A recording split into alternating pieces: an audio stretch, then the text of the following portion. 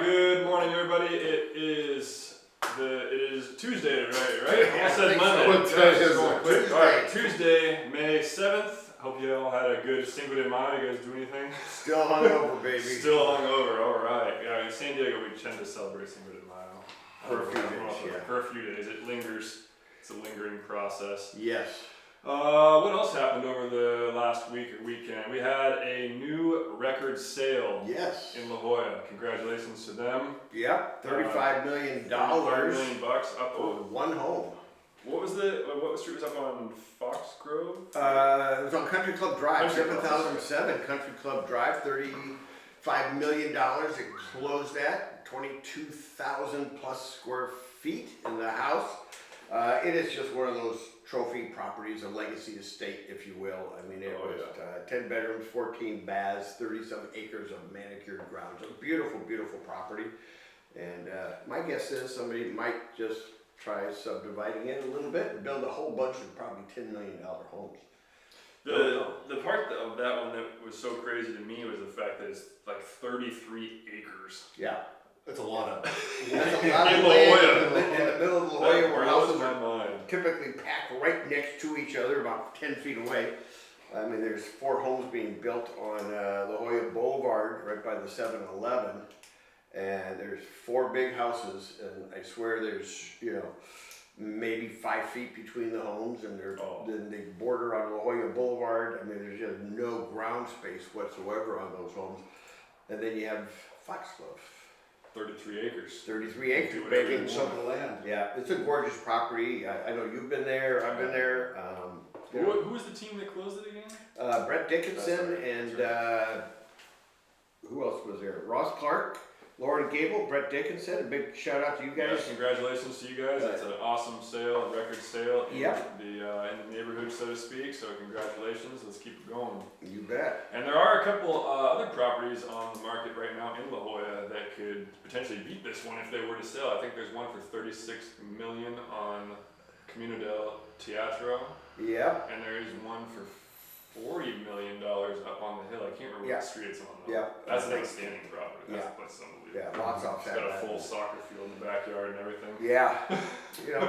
There is a lot of money in San Diego. There sure Let's just say that. And what's happening too is we're getting a lot of people from more expensive markets, believe it or not, in San Diego, because we are now at the top of the most expensive markets in the country. Bay Area, that's about it. You got the Bay Area and a few other areas where, these people are going, hey, I could buy twice as much house in San Diego for what I have here and pocket the difference.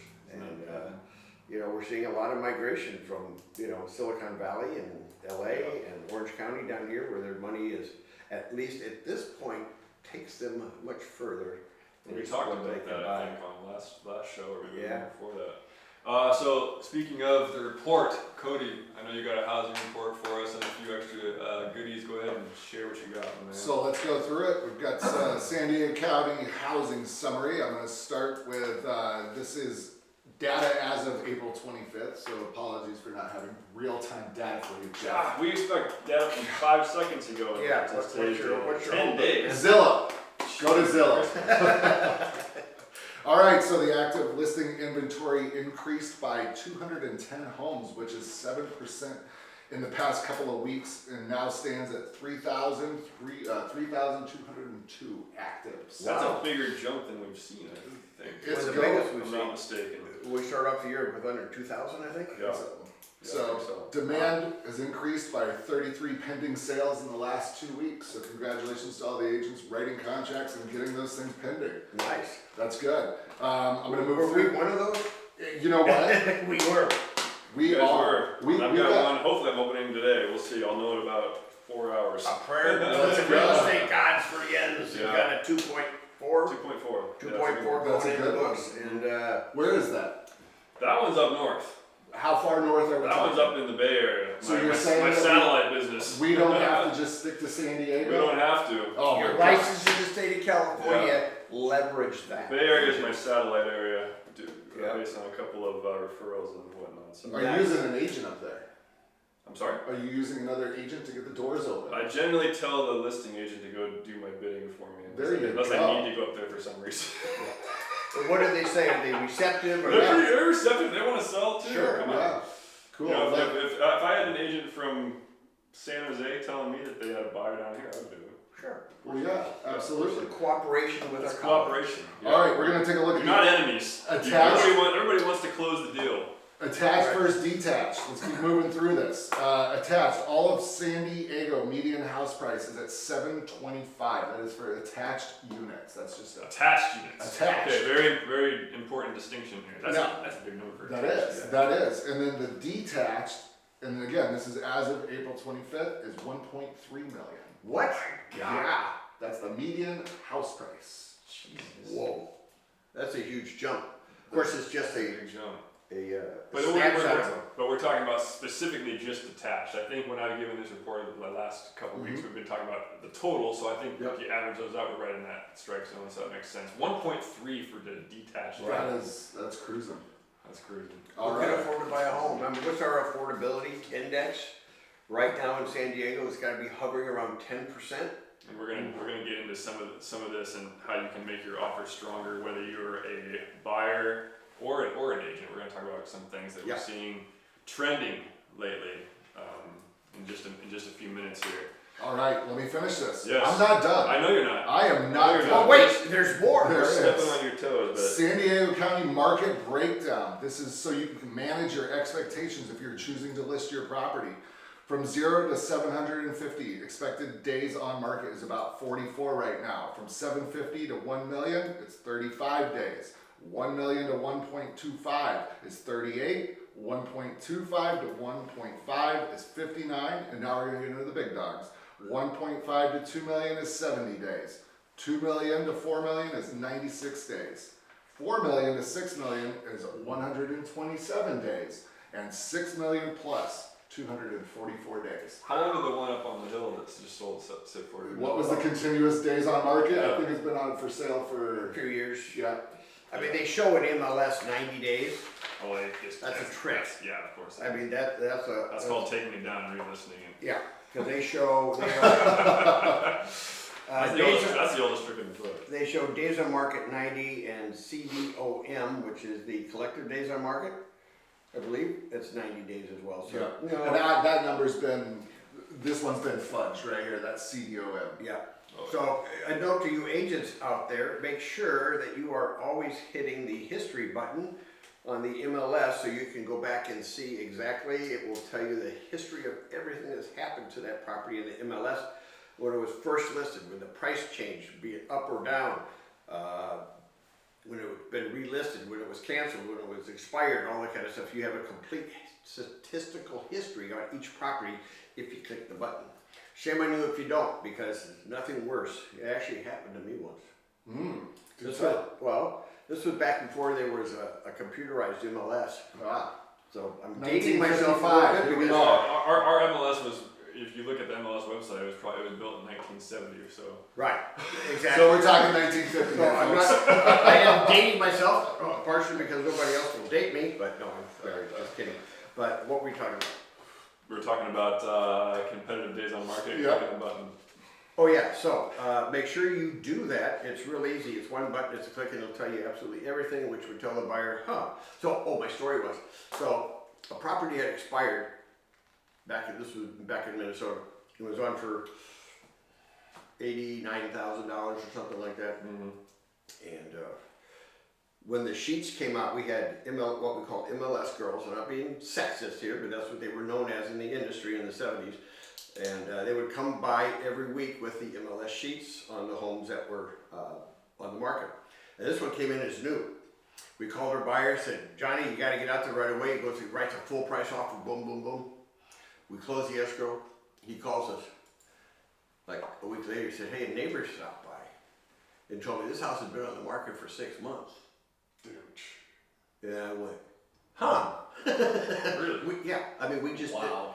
did. Yeah, but he said, hey, it's cool, man. I love the house. I'm never selling it. You know, I'll keep it as an investment property because that's one thing we always told our buyers is, look, our job is to help you build wealth. And if you buy this house and you decide to move on at some point, let's find a way for you to be able to keep this home, rent it out, and go buy something else so you can build some wealth. And they thought that was kind of odd that we would tell them, we don't want you to sell your home.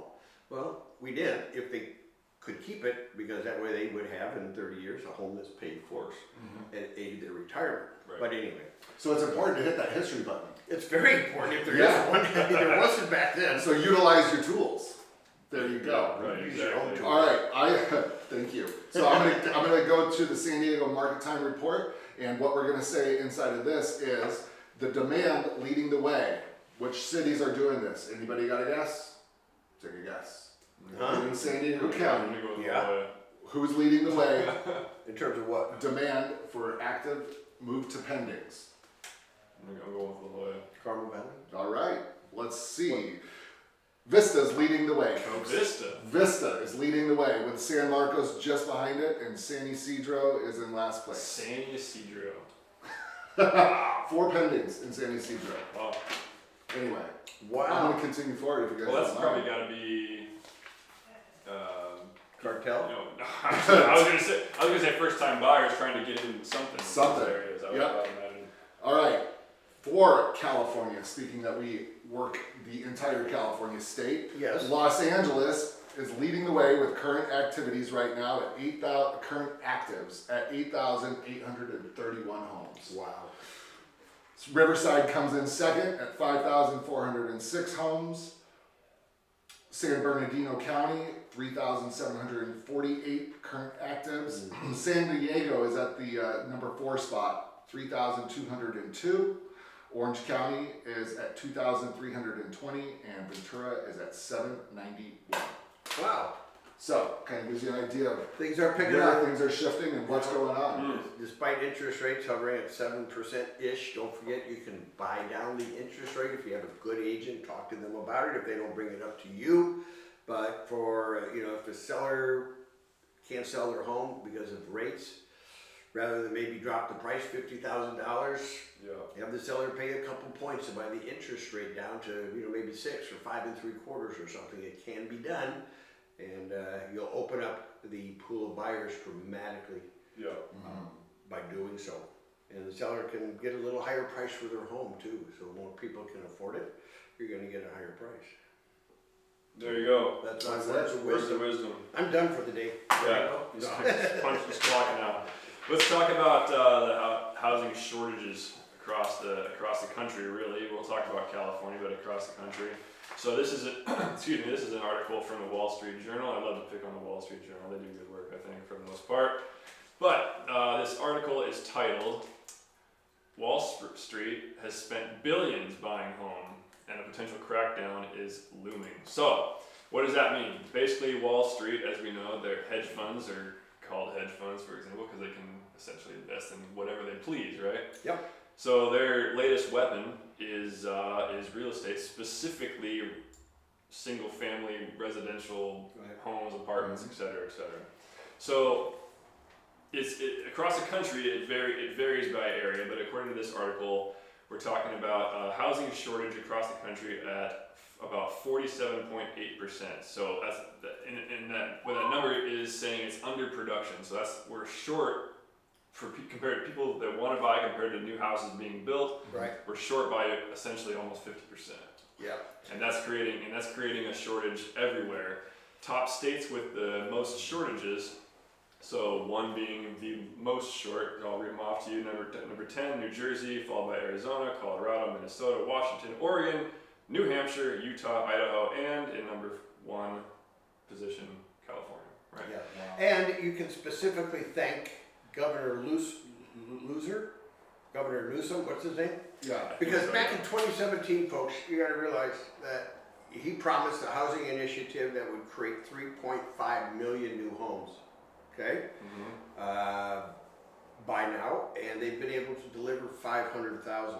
Wow. So let's talk about 3 million that. short. He's 3 million short because of government regulation, permitting process, the delays, the costs involved for the builders that want to build, but it's just cost prohibitive in the time frame it takes to get to the point where you can dig some dirt and actually start building. It's just way too long. Cut the red frickin' tape already. Yeah. Just cut it. Back off on your fees and your permitting fees. I mean, I know that even trying to build an ADU can cost you $30,000 to $50,000 in permitting fees. I mean, where's that money go? I mean, come on, it's ridiculous. Cut the crap, get rid of all these permitting fees, you know, streamline the process, and let's put people into homes. And we can build affordable housing in California at a record pace.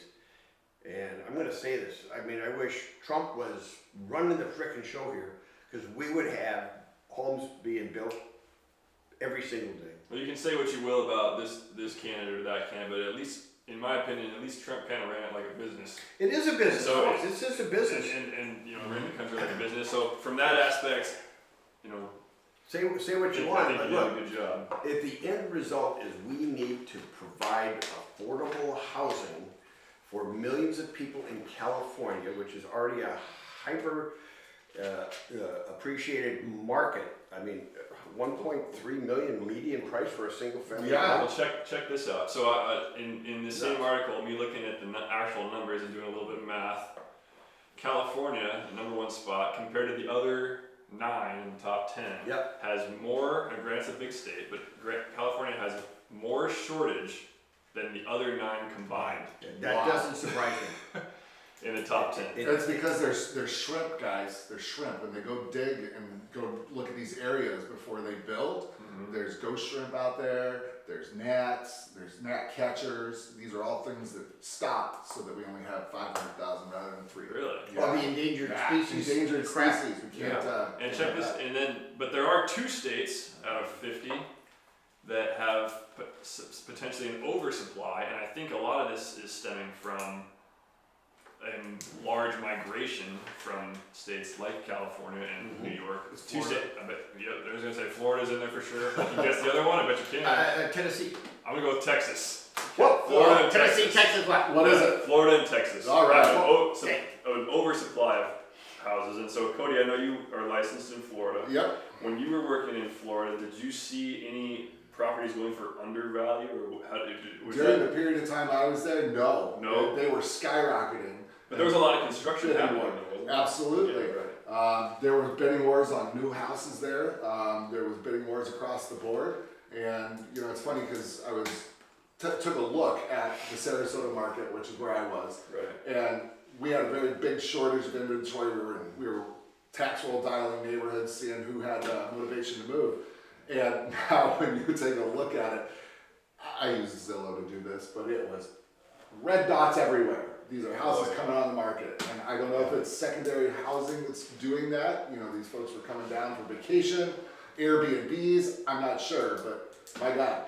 Well, you know, Florida land is cheap. Construction is good, not great. Not great. Tough to find crews. It is, and it's just, you know, it benefited greatly from the influx of people from New Jersey, New York, and the Northeast during the COVID period, when remote working was everything, and prices down. Prices skyrocketed. I need more coffee. Prices skyrocketed. I mean, hell, Cody, you had 2 sales over $2 million in Sarasota when $2 million was unheard of. Yeah. I mean, there weren't $2 million homes in These were very $800,000 few, houses that within a year and a half of being constructed were being offloaded at $2 million. Right. That's huge. And what are they priced at now? So I just spoke with one of the gentlemen out there that I'm working with, and it's kind of flatline. Let's put it at flatline. Okay. And he is anticipating.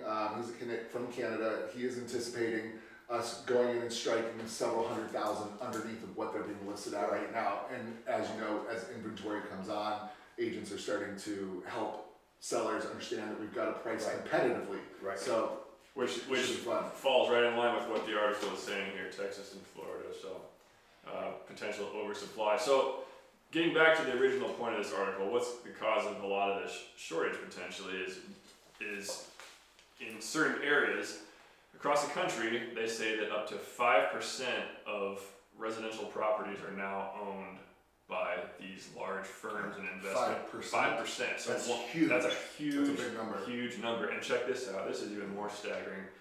If you're lucky enough to live somewhere like Atlanta, 21% of residential properties are owned by large corporations. Wow. Better than 1 in 5. Wow.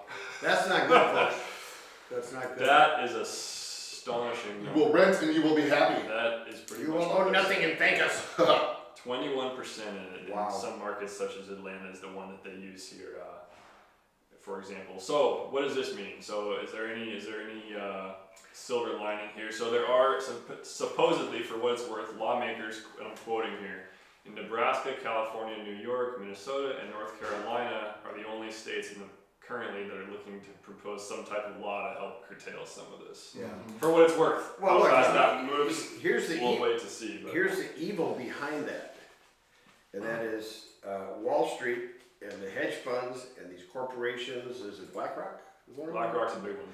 Yeah, You know, when they own 300,000, 400,000, 500,000 homes, and they choose to manipulate the market to their benefit, they're going to flood the market with these homes from time to time, and they can manipulate the market by buying a ton of properties, selling a ton of properties. I mean, they can change the dynamics of the market literally overnight. Well, let's look at Atlanta. Imagine how much pulling power you would have on the market if you owned more than 1 in 5 of every properties there are out there.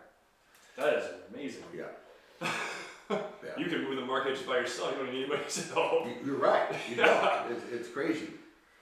That's amazing. Well, here, for that, I pulled this up real quick. Invitation Homes, which is one of America's largest single-family landlords, in Q1 of 2024 purchased 273 homes, and they sold 399 homes out of their portfolio. Yeah. So they're even offloading at that point. And we're still looking at numbers like this. Yeah. Wow. Okay. It's an experiment, folks. We just don't know what the end result's going to be. That's just my opinion, but it's got to be some kind of experiment to see how they can manipulate the market with one buyer, one entity owning hundreds of thousands of homes can definitely affect the values of everybody else. And we talk about the value of, or the price of homes in California being quite high, and the with interest rates much higher than they have been in recent history, people are getting priced out of their own towns. So moving on a little bit here, we're starting to see. I know I've seen this in my last couple sales. I'm seeing this definitely in this one that I've got going right now. So people are starting to try to find ways to fight back, to make their, in a sense, to make their offers more competitive, Right. et cetera, et cetera. So what I've been seeing, and I've read a few articles on this, and I've seen it in my own business, is contingencies starting to fade. Yeah. Is a way to make a buyer's offer just that much more stronger. Now, does that necessarily change the value of the home for them? Probably not. You might be able to get in a little bit less if you're willing to weigh the contingencies and take on that additional risk. But is this a good tactic, or is it just a tactic that people are moving to out of necessity, do you think? It's almost, it's all great question. Yeah. It's got many layers to it. Yes, it does. Look, what happened, it was early 2021, when I was managing an office for Coldwell Banker here in La Jolla. I'd get, we were selling 50, 60, 70 homes a month, and offers would come across my desk. I had to pretty much, check most of them. And we were finding, I actually had an offer come in during that period where there was no price in the purchase agreement. So we called the agent. I said, you didn't put a price in there. And they said, I know, but have the seller put down what they want, we're gonna pay it. True story, folks. It was a $1.5 million house. Seller said, I'm gonna counter it at $2 million. I'm gonna put $2 million in there and see what the buyer does. Buyer paid $2 million for it. Wow. Because they were tired of not being able to get a home. So they were going in with things like, you pick the price, pick the closing date, how long you want to stay in the home after the closing date for free, I'll give you that. Yeah, I mean, they were the doing rent back, 60 days, etc. 59. Right? Yeah. For $1. Yeah, exactly. But, $1. the problem with that was after about 9 months of this hyper-inflated overbidding on homes, buyers, 80% of those buyers, according to an NAR survey, had buyer's remorse, buyer regret. Yeah. Because they felt like they were forced into it. Well, they were, because that was the market. It wasn't the agents. It was the market, because one agent would say, hey, I've got an offer for you, no contingencies. Another agent would call, I got an offer for you, but it's contingent upon an inspection. Sorry, we're gonna bounce you. Don't even bother presenting it, because we have one that is not contingent upon an inspection. Right.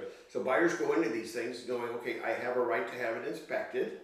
If the seller agrees, you've got a financing contingency, you got your inspection contingency, maybe sub-inspection contingencies. In other words, an inspector says, hey, I've inspected the home, the roof looks a little hinky, I think you need a roof inspector, someone that specializes in that. And then I got an HVAC problem, have an HVAC person coming out and inspect the property. So you had all these contingencies, you had the appraisal contingency, and that was wild.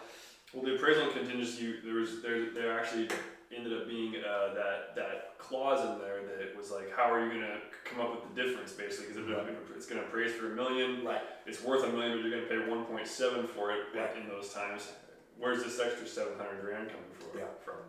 So, you know, it posed a whole bunch of problems, and buyers were kind of, because of the market dynamics, forced into relinquishing some of their rights in order to buy a home and just get a home, get it over with, and be done with it. And that wasn't cool. I never liked that, but that was what buyers were willing to do. That's the marketplace. And it's kind of coming back, it seems like, in a way, because of, and I don't, in a couple years ago, it was largely due to this insane competitive aspect, because the interest rate might as well have been zero.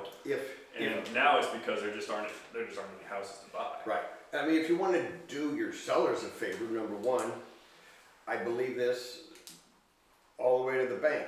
Get your home inspected before you put it up for sale. Which is what a lot of people are doing. They're starting to. Up in Northern Cal, it's commonplace. Down here, it's like, you're lucky if you get the transfer disclosure statement and the seller property questionnaire after you open escrow within the 3 days or 7 days or whatever. You're lucky to get that. My thought is, and what we do for our sellers is we encourage them, if they can, get the home inspected. Let's fix the things that are of a mechanical, structural, health and safety nature, and get it re-inspected after you make those repairs by the same inspector, and you're going to come out with a really clean inspection report. So I'm going to include that in the MLS document, so when an agent wants to show it, they have access to all that stuff. They've got an SPQ, a TDS, they've got the inspection report, and I encourage them to, hey, you could write an offer without a physical inspection, because this is what we just did. We will prove it to you. It's all to code, and you know, it can save the buyer some money as well, but it makes your offer stronger. The other thing I encourage buyers to do is get underwritten for your mortgage before you write an offer. And I mean underwritten, where the money is set aside. You know you're going to get the money. It's not contingent upon you qualifying or another document coming in, or your ability to prove this or that, or a tax return. The only conditions that are left is the appraisal and clear title, which neither of which are buyer specific. So you can go in as strong as a cash buyer with an underwritten mortgage. On a house that the seller has performed an inspection and has made repairs. So I mean, it's removing a contingency. It's a much cleaner deal, and I like that. That's the way to go. It gives the seller a better price. It gives them better offers, because you know they're not worried about, okay, I got 17 days to wait to find out if I'm going to pass inspection. And if a buyer's agent says, we're not going to believe your inspection, that's fine. Don't have your own inspection, and that's okay. And I'll be meeting them there with my inspection report by an ASHI certified home inspector, so it's legit. American Society of Home Inspectors. Don't get Uncle Bob with a tool belt and a tape measure out there. Yeah, and that's the thing to remember is when the inspector's got, how would I say this? The inspector's almost got no skin in the game. His skin in the game is that he either does a good job or he's got a business. Right. So he's a third party. He doesn't work for anybody. He's just hired by party A or party B to do his job. So look, these are big properties. I mean, and I think a buyer deserves to know the exact condition of it to the extent that they can find out. But you know, we're not doing anybody any favors by putting houses on the market that still need inspections and still need a lot of work, because that just, hell, that's what led to about a 30% cancellation rate in all escrows. That's a lot. Yeah, that's heavy. Now, when I was at the other office, we had it down to about a 5% cancellation rate. 5% of the deals canceled because of whatever reason, but it was that low because we took the proper steps necessary to ensure a successful transaction. What do you think about, because I've had this in the past, hey, we're gonna waive it, we're gonna take on this extra risk, we're gonna waive our various inspection contingencies. Right. And then what the next question you usually get as an agent is they become really concerned about the earnest money. Yeah. So what I like to do is I generally will reduce the earnest money down to like $10,000, which is fairly low. Wow, yeah, that's like. But the reason I do that is because then it gives them just a little bit of buffer in case World War III breaks out, everything goes to crap, and that $10,000 for you agents in California is the max that you can offer with still being able to fight for it in small claims court as opposed to having going into a whole real estate lawsuit if everything goes sideways, which Right. it won't, but Right. if it did. Yeah. But yeah, the earnest money is a big concern for people when they end up waiving their inspection. Sure, I mean, look, Good job. and that underscores a very important point, and this is to the buyers out there. Don't write an offer unless you want to buy the house. Yeah, exactly. Just don't waste everybody's time, your time, the agent's time, the seller's time, because everybody makes plans around a promise that you made by signing that contract. And if you're not serious about it, you just want to see what you might be able to get it for and blah, blah, blah. Please don't put us through that. I mean, and don't put yourself through it. It's not good. You're only going to create headaches and problems for yourself. Right. And you jeopardize money, once That you is remove true. your contingencies, that money goes hard, basically, and that's a whole nother show. That is true. Mutual cancellation. Well, we agreed upon, okay, we canceled it, but be aware that the disposition of the earnest money, the deposit money, is separate from the cancellation. You can cancel the deal and not get your money. Yeah. I mean, you just gotta be careful. Yeah. Well, anything else to add, gentlemen? Boy, it's a beautiful day here in La Jolla, folks. sure Give us is. a call at EXP Realty, the non-realty group, 858-602-8880. And 858-245-8813. And 619-806-6593, or you can always reach us at viewlajollahouses.com. there you All our go. contact information is there. Thank you very much, ladies and gentlemen, and have a good day. See you next week.